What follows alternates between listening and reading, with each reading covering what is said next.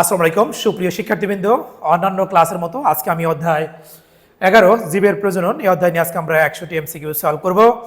গত ক্লাসের মতো একই কথা, তোমরা যারা আমাদের আরবিস একাডেমি সম্পর্কে আপডেট তথ্য পেতে চাও তারা অবশ্যই আমাদের এই আরবিস একাডেমির কমেন্ট সেকশনে আমাদের হোয়াটসঅ্যাপ চ্যানেলের লিঙ্ক দেওয়া থাকবে ফার্স্ট কমেন্টে, সেখানে তোমরা জয়েন করে সংযুক্ত হয়ে যাবা। এবং আরেকটি কথা তোমাদের আমি বারবার বলি যে বিষয়টি হচ্ছে তোমরা নিজেরা পড়বা, পাশাপাশি তোমাদের কোনো বন্ধু বান্ধব থাকলে এই ক্লাসটি তোমরা তাদেরকে শেয়ার করতে পারো, বরং এটা তাদের জন্য অন্য উপকার হবে।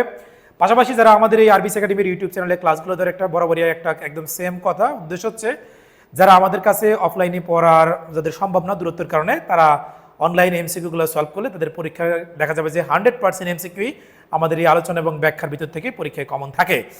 তো অধ্যায় 11 নিয়ে বিস্তারিত বলার আর কিছু নেই। আমি যে জিনিসটা তোমাদেরকে বলবো এখানে, এটার ইম্পর্টেন্ট কতটুকু, সেটা হচ্ছে অধ্যায় 11 থেকে সবসময় দেখা যায় 2টা এমসিকিউ আমাদের বোর্ড পরীক্ষায় থাকে।